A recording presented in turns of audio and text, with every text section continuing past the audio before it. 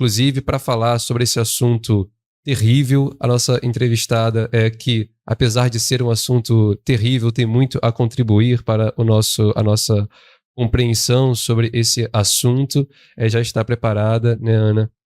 Vou introduzir aqui a nossa entrevistada, é a Ana Catarina Delgado, que é a médica oftalmologista com doutorado em cirurgia, graduada em medicina pela Universidade de Pernambuco. Ela foi para Gaza pela ONG chamada PCRF, que é a Palestinian Children Relief Fund. A gente está muito agradecido por você ter aceitado participar do nosso programa hoje, doutora. Muito prazer em conhecê-la também. Boa noite. Prazer, Henrico. Tudo bem com vocês? É uma honra para mim estar aqui hoje. Eu realmente tenho um monte de coisa para falar e vou responder todas as perguntas que vocês quiserem, porque foram 2 vezes que eu fui para Gaza, né, em realidades, inclusive, bem diferentes. Foi bem interessante. A gente também queria agradecer também a presença da doutora Ana Catarina aqui. A gente também fica muito honrada de ter você aqui conosco. É um tema muito importante e sempre foi, né, a questão da saúde na faixa de Gaza, mas que agora, nos recentes acontecimentos, tomou proporções aí num outro nível e chamou a atenção de toda a opinião pública internacional para esse tema agora, né, frente ao desenvolvimento da crise humanitária, da crise sanitária na faixa de Gaza. Portanto, é um prazer muito grande, uma honra muito grande para a gente ter você aqui para conversar com a gente sobre o tema.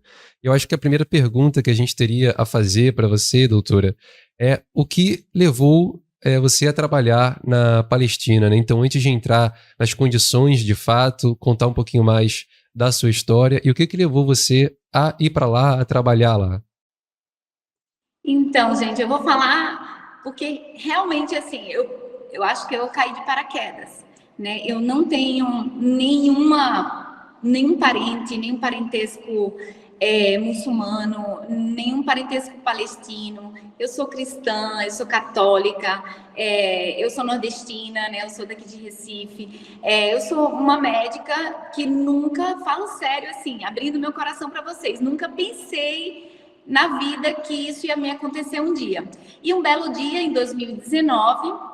3 anos atrás, o meu marido, que também é médico, ele é ortopedista, é oncológico, e ele disse, olha, eu recebi um convite de um outro amigo nosso para ir ajudar as pessoas lá na faixa de Gaza. E eu falei, nossa, que legal, nossa, uma realidade diferente.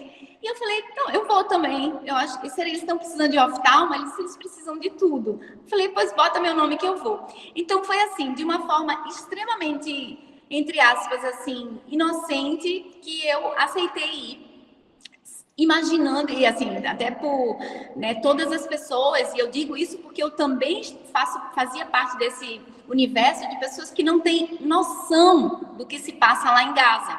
Então, as pessoas achavam, né, como eu achava, que era um ambiente muito hostil, que as pessoas, eu ia estar operando lá e as bombas passando na minha cabeça o tempo todo, e que era perigoso e tal. E quando eu cheguei, a realidade foi totalmente diferente. Eu fui... Eu digo que foi assim, um divisor de águas na minha vida. E eu acho que esse é o grande ponto de eu estar aqui hoje conversando com vocês. Esse é o grande ponto de eu estar sempre muito disponível para quem quiser que me pergunte alguma coisa sobre isso.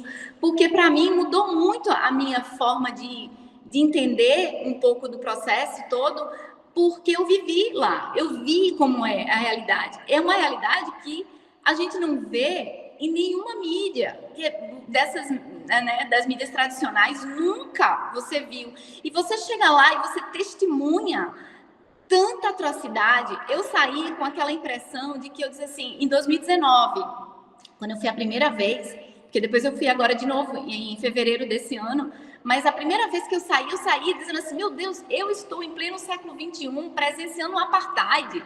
Mas assim, na barba da humanidade, e ninguém faz nada. Eu saí, meus olhos não conseguiam acreditar no que eu estava vendo, porque por um lado eu vi pessoas que são as pessoas, os palestinos, os moradores da faixa de Gaza, são pessoas extremamente solidárias,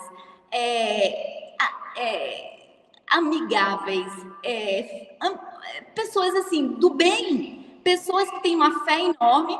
E eu digo, nossa, e essas pessoas vivem num sistema de opressão, minha gente, há muito tempo.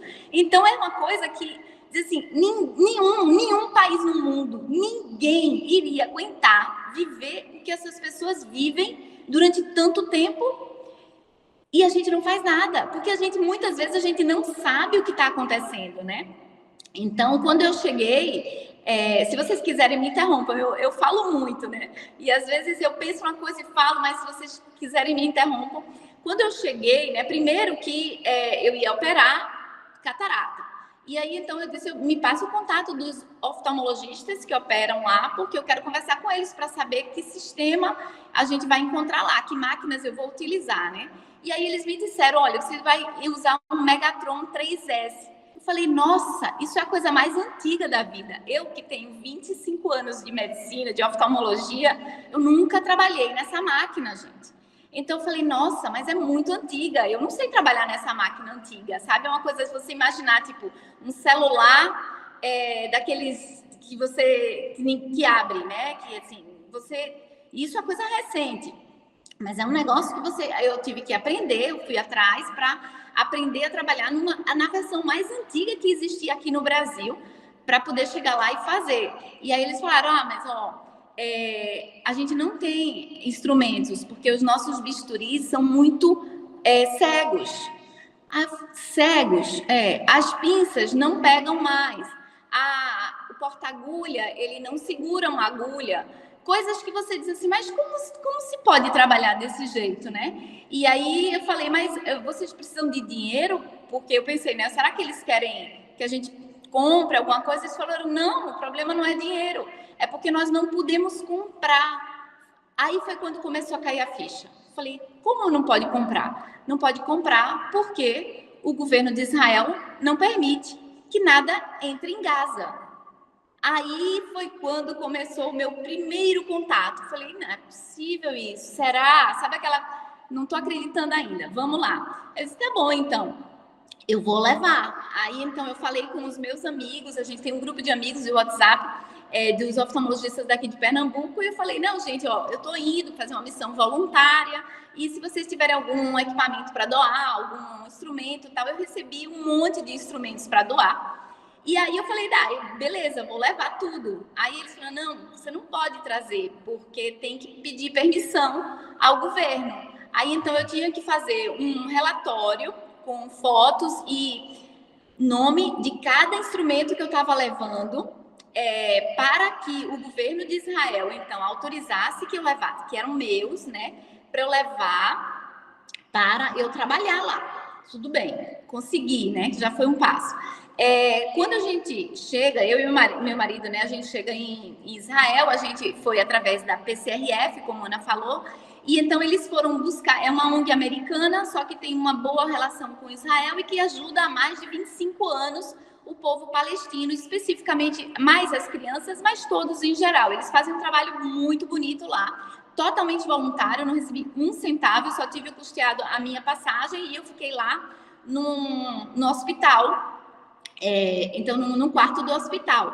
E é interessante porque nesse local específico para receber voluntários, há mais de 10 anos não tinha nenhum voluntário, gente. Não iam voluntários para lá, né? Então, eu fiquei só, o local era bem grande, nós ficamos sós lá. E aí, então, o pessoal da PCRF pega a gente, atravessa a fronteira. Na hora que vai atravessar a fronteira, fronteira de Erez, né? Saindo de Israel para entrar em Gaza, então eles fazem, o governo de Israel faz uma série de questionamentos de todos os tipos. Por que você vem para cá? E você tem certeza? E por que você não vai para outro local? E cadê o papel? E isso e aquilo, você mostrando tudo. E eu disse, não, a gente vai. Então tá bom. Depois de passar por muito processo burocrático, eles dizem assim, então vá para aquele corredor e não olhe para trás. E aí você vai segurando a sua mala, a sua malinha, tem um corredor enorme, absolutamente ninguém lá. parecia cena de filme. Você vai num corredor enorme, eu tenho isso tudo em fotos, em vídeos que eu deixei no meu Instagram. Então, ali você vê realmente, nossa, que coisa estranha. E aí você vai, entra, quando você atravessa tudo e chega do outro lado, aí o pessoal de dentro de Gaza vai recepcionar a gente, porque eles não se veem, né? Então, quem está fora e quem está dentro não se vê. E aí, então, a gente foi para o hospital com as doações e tudo. E aí, quando a gente chegou lá, no hospital, e que viu o cassete do aparelho, só assim, para tentar falar de uma forma mais leiga, é um aparelhinho que a gente usa, normalmente ele é descartável, é para usar uma vez. Lá eles usaram mais de 500 vezes. Perderam as contas totalmente. O cassete que era para ser transparente, ele era amarelo, assim, horrível. E você diz, que situação, que condição. Mas mesmo assim, se opera e as pessoas, né, uma fila de espera muito grande, porque tem poucos profissionais para fazer. Enfim, um processo muito grande Desculpa, de tentar. desculpa de interromper rapidinho, é porque eu acho muito importante você trazer isso pra gente, porque agora a gente tá vendo em Gaza justamente essa situação, né, de falta de insumos básicos para o tratamento dos pacientes. A gente debateu muito também no último mês a questão do cerco total contra a faixa de Gaza, e é muito importante o seu relato, porque a gente vê que, na verdade, muito do que a gente está vendo no último mês não é algo só do último mês, né, mas algo constante na faixa de Gaza, por exemplo, a falta de coisas básicas. E aí, algo que eu queria perguntar são duas coisas. A primeira é se você trabalhou em mais de um hospital, quais foram os hospitais, e você foi em dois momentos, 2019 e 2023.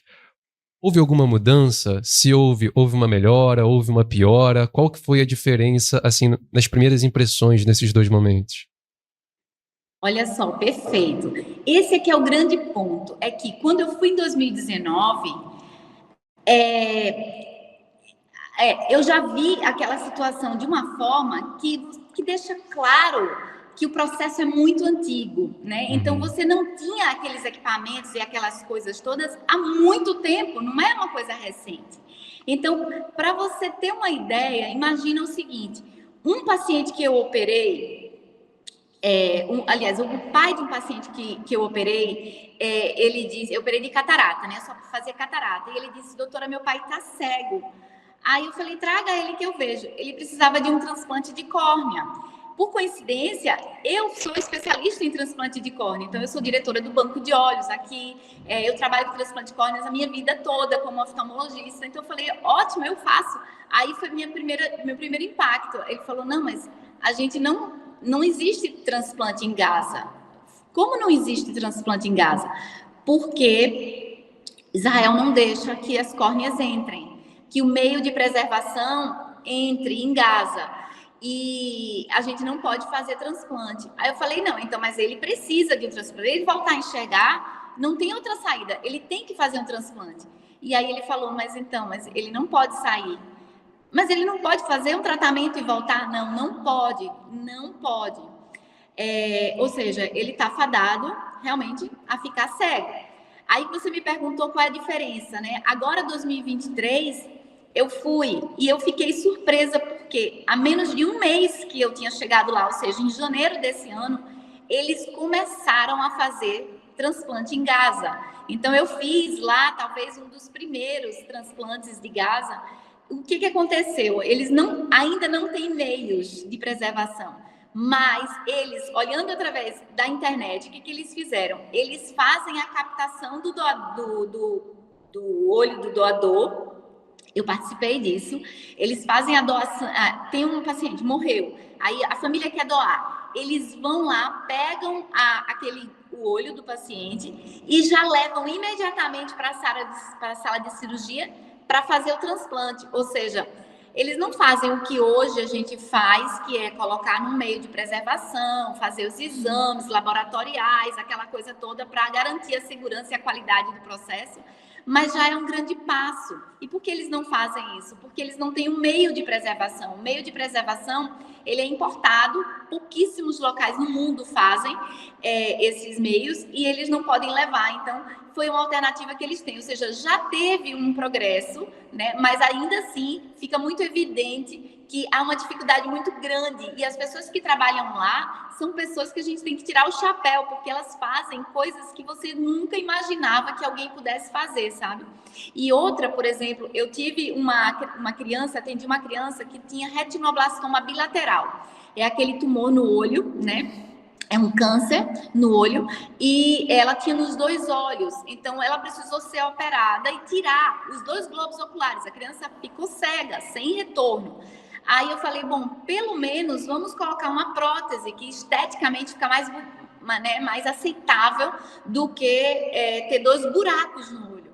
E aí eles falaram, não, a gente não tem prótese, porque Israel não deixa que chegue prótese em Gaza. Então, gente, são coisas que você começa a dizer assim, não é pelo dinheiro, entendeu? Não é que seja caro. A prótese é uma coisa barata, mas não deixa, simplesmente não deixa. Como a gente tem lá água a cada 8 horas, energia elétrica a cada 8 horas. Os rios não tem água em Gaza, né? Porque isso é outra coisa. Quando eu fui, na minha inocência e ignorância, eu achava que Gaza, para ser um local assim tão desejado, né? Todo mundo quer se apropriar de Gaza, deve ser um lugar, um oásis, um lugar maravilhoso. Gaza, ela tem maior parte, talvez, eu acho que não me lembro exatamente se é 80% ou 70% das terras que não são aráveis. Não tem. Exatamente. Né? Não tem produção de nada. Gaza é muito seco, deserto muito seco. E os rios que passavam por Gaza, Israel desviou. Não tem água. Então, eles teriam como dessalinizar a água, porque é litoral, né? Mas ainda assim, é muito insuficiente. E uma população, um local densamente povoado, muita gente, é o local, eu acho que é o 7º local mais povoado do planeta, né, numa faixinha de terra minúscula, e que quase 50% da população é criança. As crianças andavam na rua lá sós, assim, é muita criança, gente. Inclusive, doutora, se você me permite fazer uma pergunta também sobre essa situação dos hospitais em particular, a gente tem visto aqui no Brasil, e nós temos acompanhado no Plantão Palestina, que muitos hospitais têm sido os alvos preferidos do Estado de Israel durante esses bombardeios.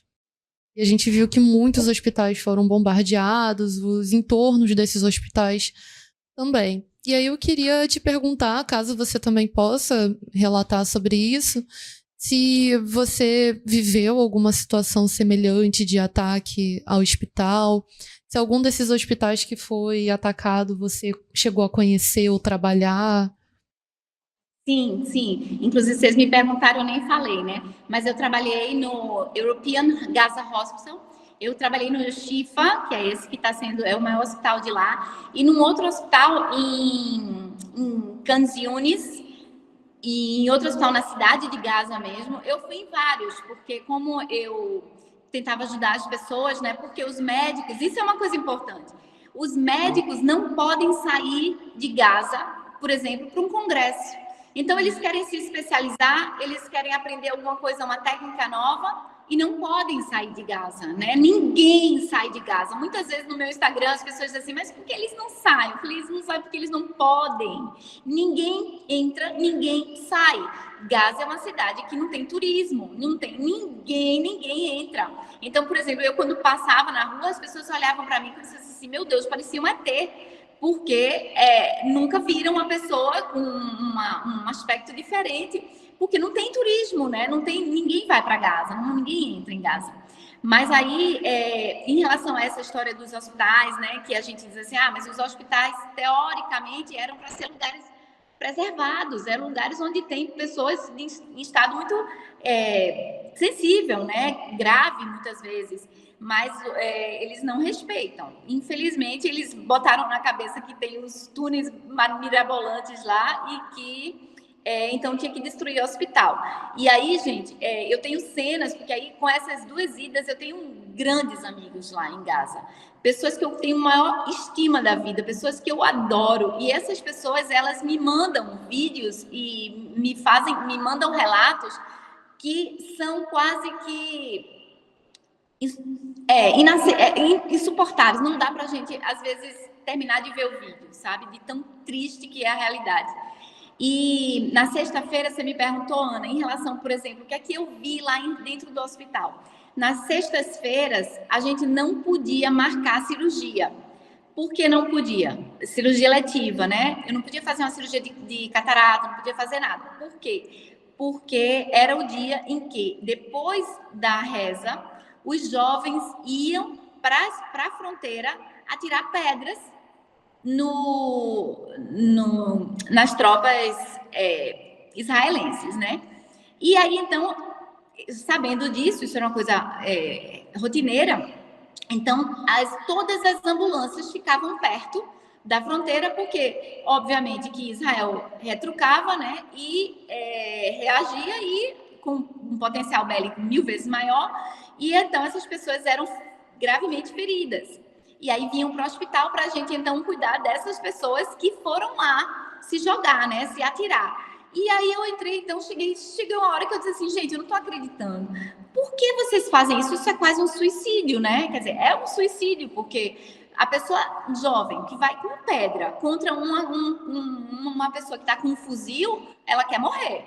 Aí foi quando o diretor do hospital olhou para mim e falou, Ana, nós já estamos morrendo. Aquela frase dele eu nunca vou esquecer. Ele diz isso. Nós não temos mais. Nós já estamos morrendo. Isso a gente faz como se fosse... A minha sensação era como se fosse assim... A gente faz qualquer coisa para que o mundo acorde. E alguém faça alguma coisa porque a gente não tem mais o que fazer, sabe? Era uma forma de apelo, mas assim, tão triste, gente. Tão triste de ver aquela situação.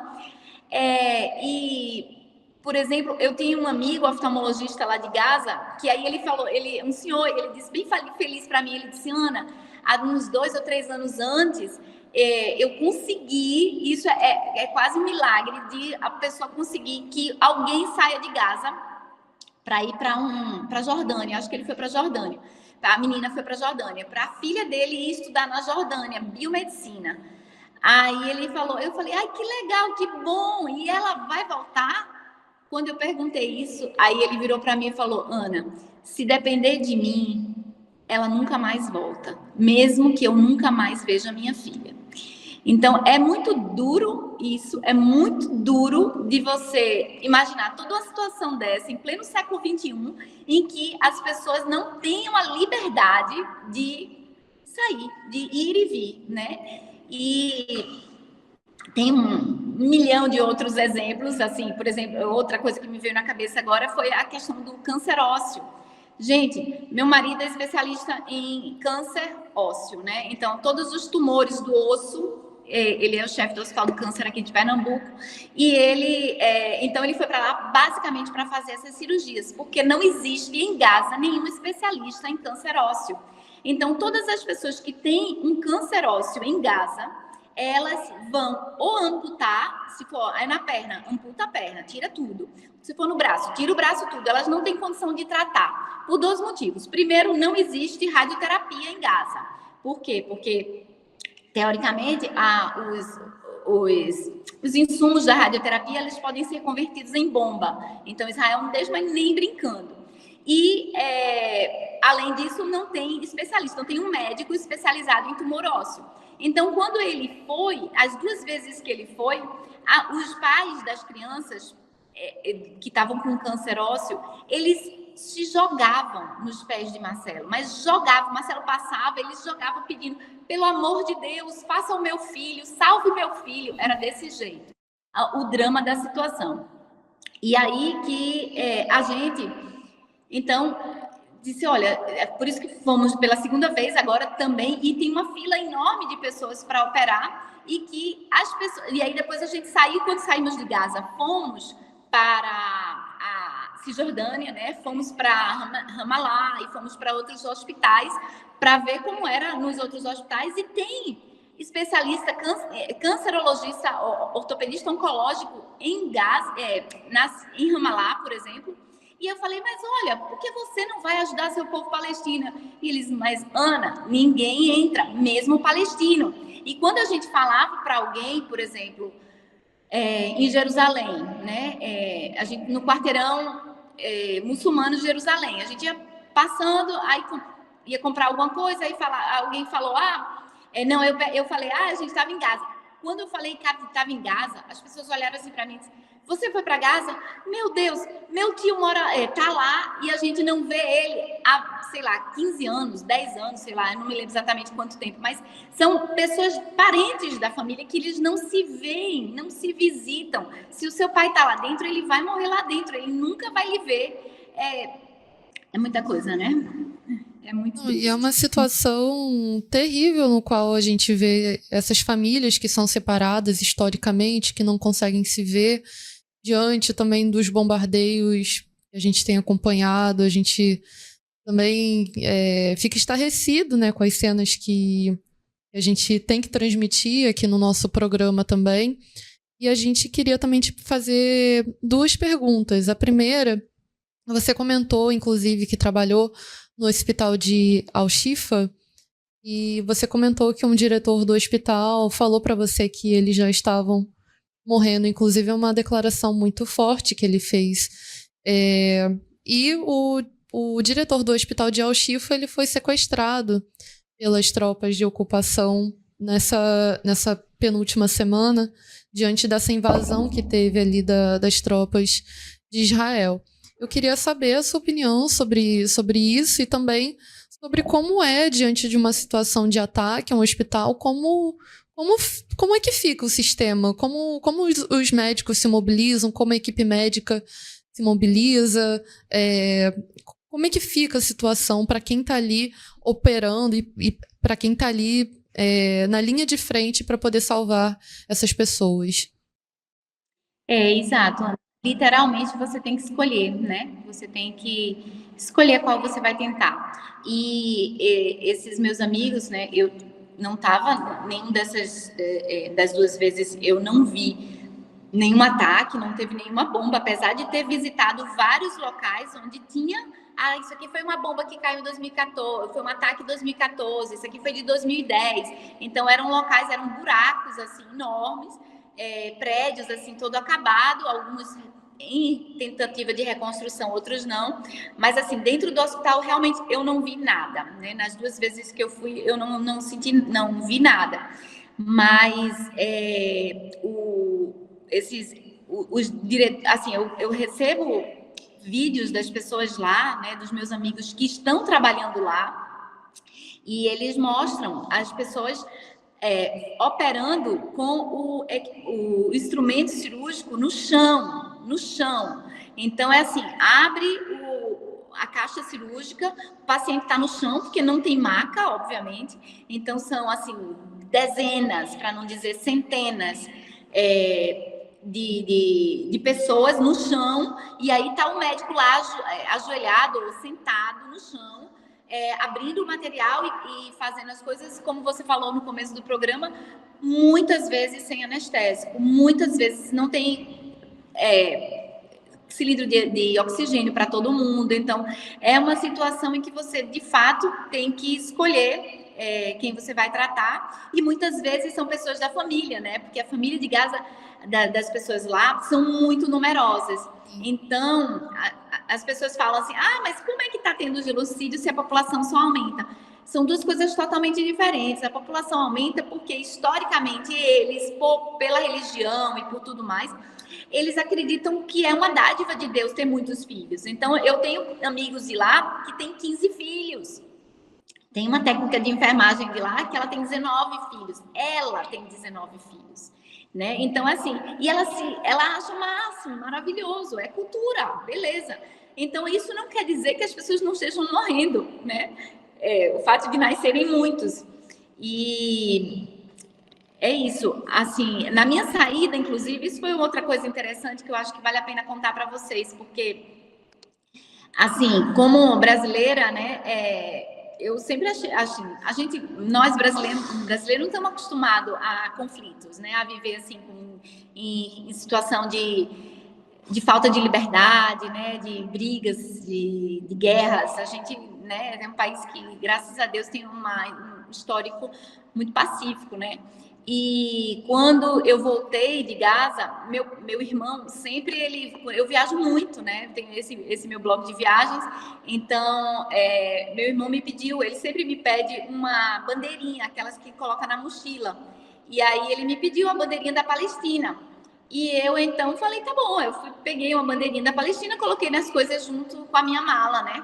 E coloca lá. Só que no aeroporto de Ben Gurion, né, em Israel, já em Tel Aviv, para voltar para o Brasil, a gente já tinha terminado tudo perfeito, tudo tinha ido bem. E aí nós estamos no portão de embarque, assim, já para entrar no voo. E aí começa a aparecer no alto-falante todo do aeroporto, chamando meu nome. Senhora Ana Catarina Delgado, urgente, compareça a tal setor lá. Eu falei, nossa, sou eu. Aí eu fiquei louca, né? Meu marido ficou, ele disse, vai que eu seguro aqui e corre lá para ver. E eu corria, quando eu passava na informação, eu digo, onde é esse setor? Aí ele disse, você é Ana Catarina? Eu falei, que sou. Ele disse, corra lá. Era daquele jeito, né? Coisa estranha. E aí, quando eu cheguei no local, então tinha uma série de jovens fardados, né, israelenses, e então eles me botaram numa sala e me perguntaram, onde você estava? Aí eu disse, eu não vou mentir nunca, né? Eu falei, estava em Gaza. Aí eles disseram, por que você estava em Gaza? Aí eu falei, porque eu fui numa missão humanitária, eu fui operar em Gaza, eu sou médica, eu fui operar. Por que Gaza? Mas eles começaram a aumentar, assim, o timbre de voz, sabe? De forma nenhuma, nem tocaram em mim, não. Mas, assim, de uma forma muito coerciva, assim. Por que Gaza? Você tinha todo lugar do mundo para ir. Por que você foi para Gaza?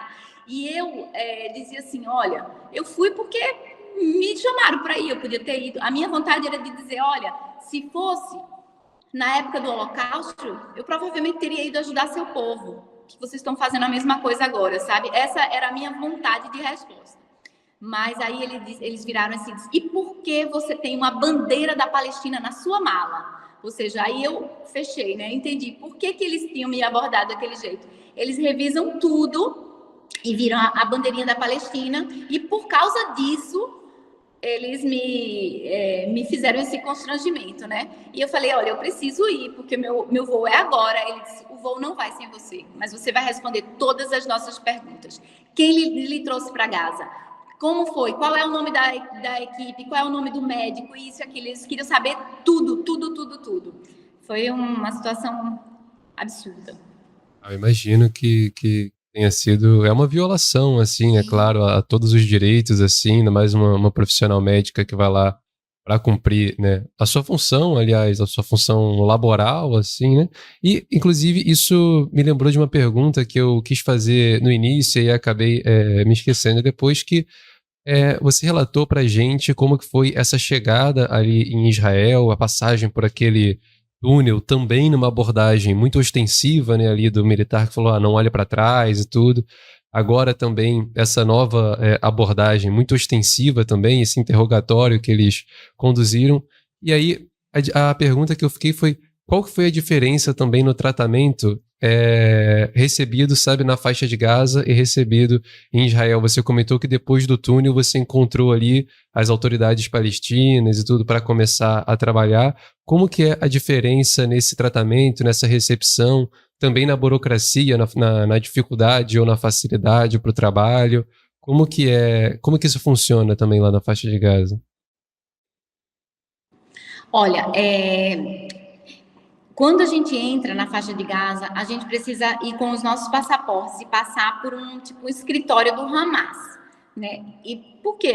Eu disse, meu Deus, Hamas. Eu, como volto a dizer, né? Como leiga e tudo mais, eu falei, minha nossa, vai ser um problema agora, né? Já tinha acabado de passar por esse inquérito todo. Aí, quando chego nesse local, tinham vários homens lá, era tipo um escritório mesmo, e aí eles pegam o passaporte, não fizeram nenhuma pergunta, olharam para mim e tal, disse, tá bem, pode passar. é porque o Hamas, de fato, é o governo, né? Então, assumiu o governo e tem pessoas, e eu acredito, como todos os lugares do mundo, tem pessoas boas e pessoas não tão boas, tem pessoas, enfim, eu acho que, de uma forma geral, a minha impressão é muito boa, muito positiva da faixa de Gaza, sabe, gente? Eu acho que é um povo que merece todo o respeito, todo o carinho, todas as desculpas da humanidade, porque essa é a minha sensação. Hoje eu posso dizer tranquilamente, eu acho que hoje eu espero estar ajudando mais do que eu ajudei lá dentro. Espero estar ajudando aqui de fora, porque na hora que eu falo, e falo sem nenhum tipo de viés, como eu falei no começo, eu não tenho nenhum parente palestino, eu não tenho, assim, nenhuma ligação com nada. Eu simplesmente sou uma pessoa, como qualquer uma, que foi caída ali e olhou e viu uma realidade que você não condiz, não dá. Então, uma pessoa que seja minimamente humana e chega e vê um povo sofrendo o que esse povo sofre, não tem como você fechar os olhos, sabe? Não tem como você ficar calado. Isso é um outro ponto, sabe, Henrique? Porque muita gente se cala, diz assim, não vou me meter, porque isso é muito perigoso, né? Tem muita gente que chega no meu Instagram, no meu privado, e fala, Ana, você é muito corajosa, você é muito corajosa. Eu falei, gente, eu tô fazendo o que minha consciência manda. Eu tô fazendo porque eu realmente acredito. Ninguém tá me pedindo para fazer. Eu tô fazendo absolutamente como voluntária para dizer, gente, a gente precisa acordar, a gente precisa parar isso. Não dá para a gente ver a quantidade de mortes, a quantidade de ataques, a quantidade de sofrimento que essas pessoas veem. E isso eu volto a dizer, não é revolta e revanche por causa do 7 de outubro. Não é. É muito mais antigo do que isso. Então, eles tiveram o argumento perfeito para tentar com o mundo, né, de que precisa acabar com o Hamas, acabando com toda uma população. De um extermínio, assim, um genocídio na nossa frente, né? Doutora Ana, inclusive a gente faz questão de ler aqui alguns dos comentários dos nossos espectadores que têm saudado, inclusive, o seu trabalho importantíssimo que você realizou lá em Gaza, mas também na Cisjordânia, como você também relatou. Então, o Pedro Guia na Chapada, ele falou bela lição de vida e de solidariedade. A Giovana falou entrevista maravilhosa, companheiros.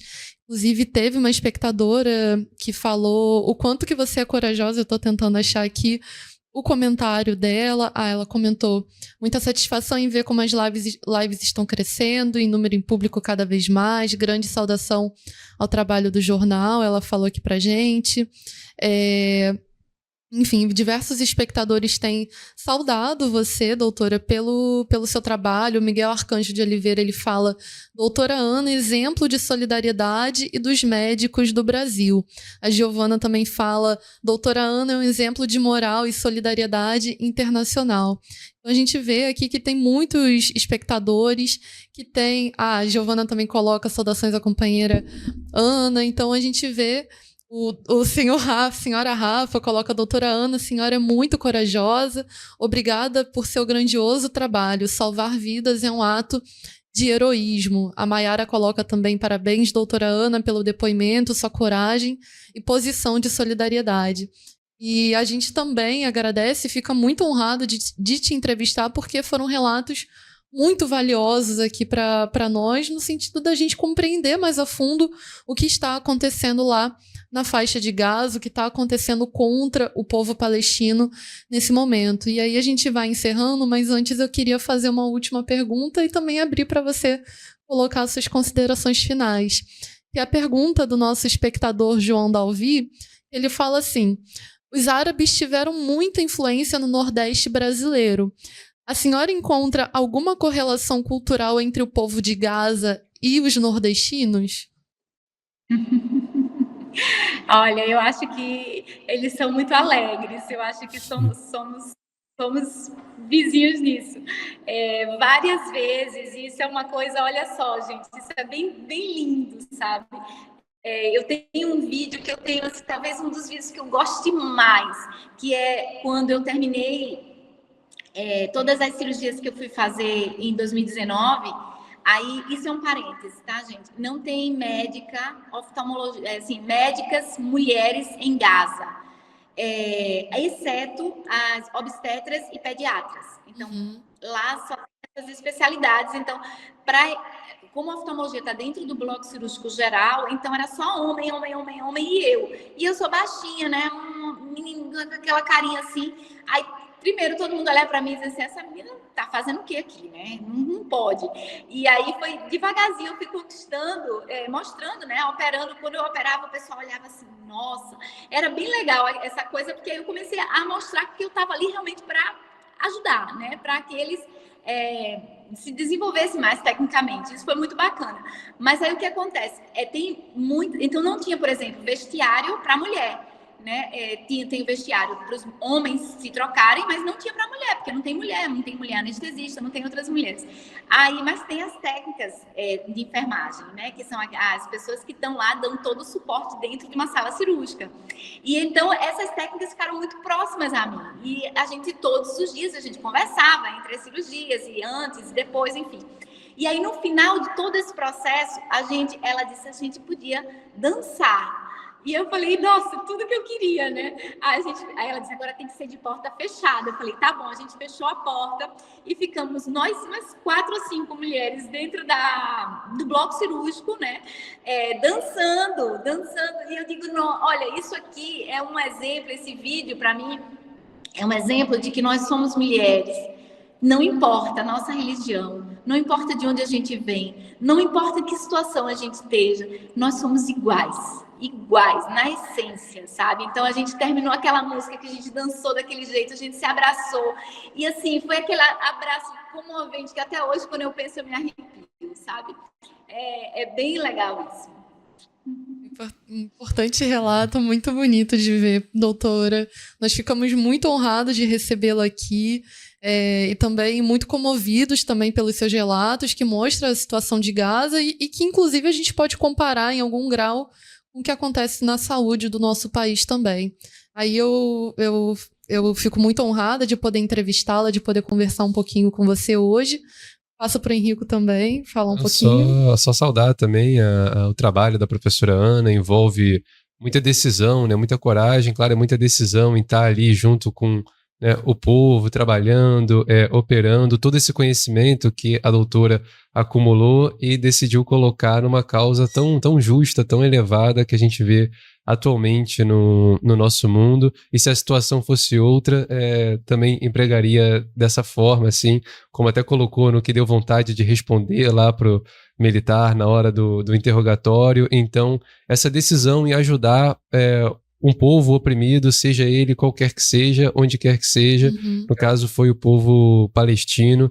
E um relato que enriqueceu muito aqui o nosso programa, também deu a dimensão para a gente, além da situação em Gaza, da fibra, né, da alegria do povo palestino, como você acaba de relatar para a gente, desse povo que nas condições mais adversas, assim, consegue ainda se agarrar, sabe, achar as condições para viver e também para avançar. A questão que você relatou do transplante de córnea, também em condições super adversas, consegue estar sempre avançando, inventando, sabe? Então, um povo também com uma criatividade, enfim, um povo extraordinário, o povo palestino. Então, agradecer muito a presença e os relatos. Muito obrigada, doutora. Muito obrigada, fico à disposição de vocês. Qualquer coisa, inclusive, eu vou dizer, se alguém tiver curiosidade de ver esses vídeos, eu não tive a oportunidade aqui, mas eu vou falar. Eu tenho um Instagram pessoal, que é um Instagram de viagens, que é o Vivo Logo Viajo, mas lá, gente, eu deixei vários vídeos, inclusive nos destaques de tudo isso que eu falei aqui. Então, muito o corredor, como era o nosso hospital e tal. Quem tiver curiosidade, vai lá para ver. Viu? Muito obrigada, doutora. Perfeito. A gente vai pedir para os companheiros do apoio técnico colocarem na descrição do vídeo depois, para também os espectadores conseguirem acessar direto o perfil. Obrigada, gente. Obrigada a você, doutora. Nós que agradecemos. Até mais.